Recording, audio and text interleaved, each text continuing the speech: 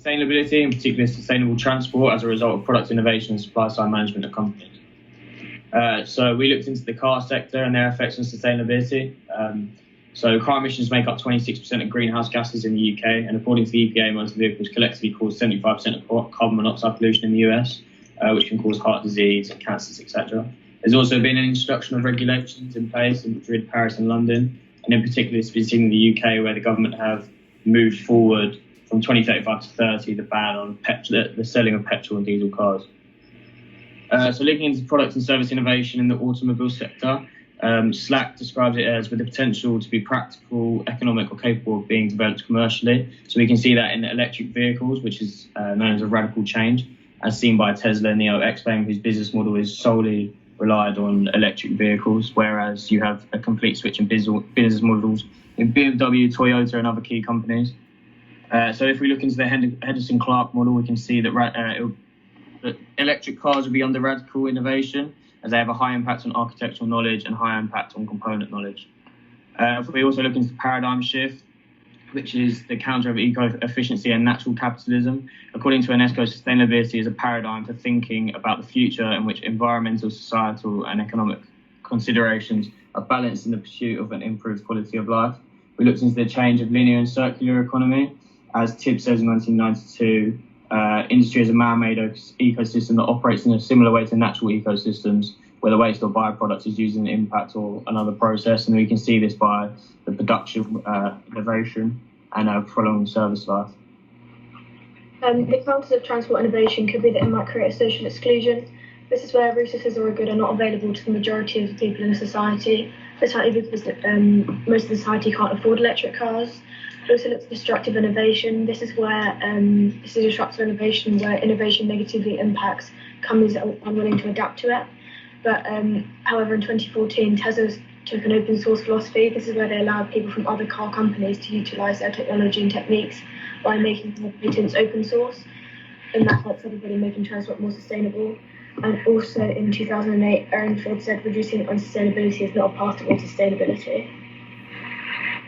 A supply chain is a set of 3 or more entities directly involved in the upstream and downstream flows of products, services, finances, or information from a source to a customer. That was said by out in 2001.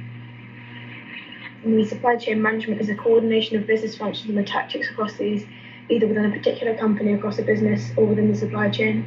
This improves long-term performance of the individual companies and the supply chain as a whole. Supply chains need to be designed in order to allow a firm to optimise their performance, and needs all parts of the supply chain to work together, from the raw materials to the products that consumers desire.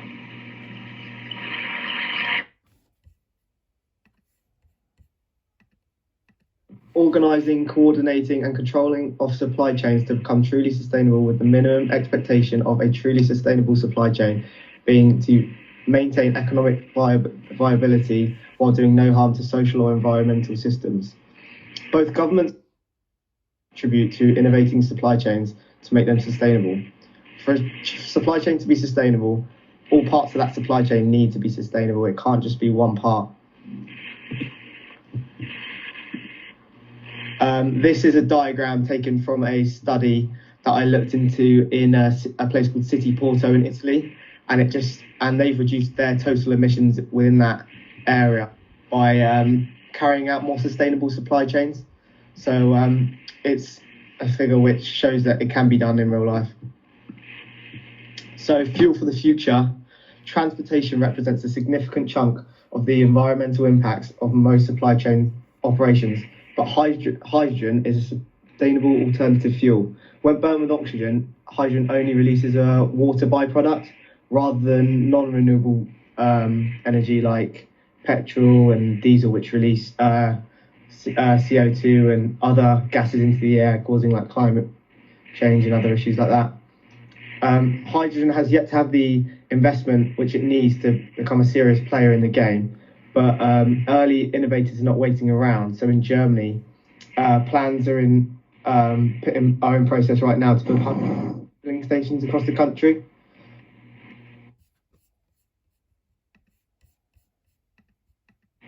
The process to achieve the sustainability of supply chain does not run smoothly due to various factors. including inaccurate data and lack of smooth flow of data.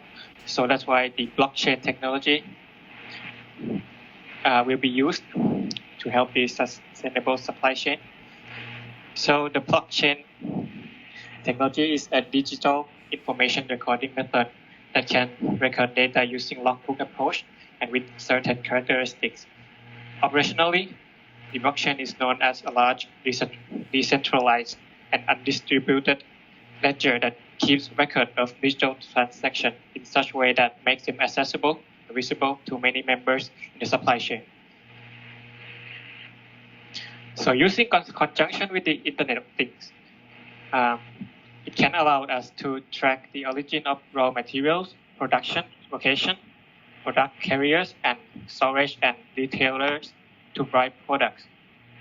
Tracking potential social and environment conditions that might pose environmental health and safety concern is an important application focused on for blockchain technology.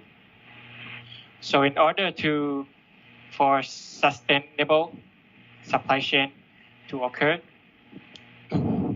it must benefit economically, socially, and environmentally. So here's how blockchain benefit the economic side of the equation. So it can result in supply chain disintermediation, which means fewer transaction costs and time reduction, reducing business waste in supply chain. It can also ensure the safety and authenticity of the data, with reduced cost of preventing data from deliberate and capricious alteration, increasing supply chain risk and reduce business reliability.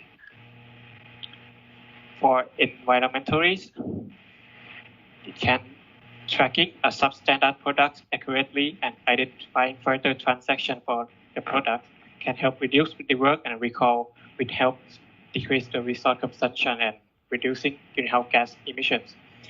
It could be also used to track the carbon footprints of the products, so the company can be charged of carbon tax more accurately, more precisely.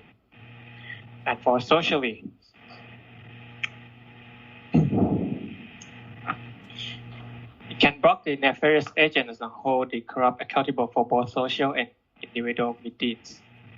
The blockchain traceability helps sustainability through better assurance of human rights, fair, safe work practice,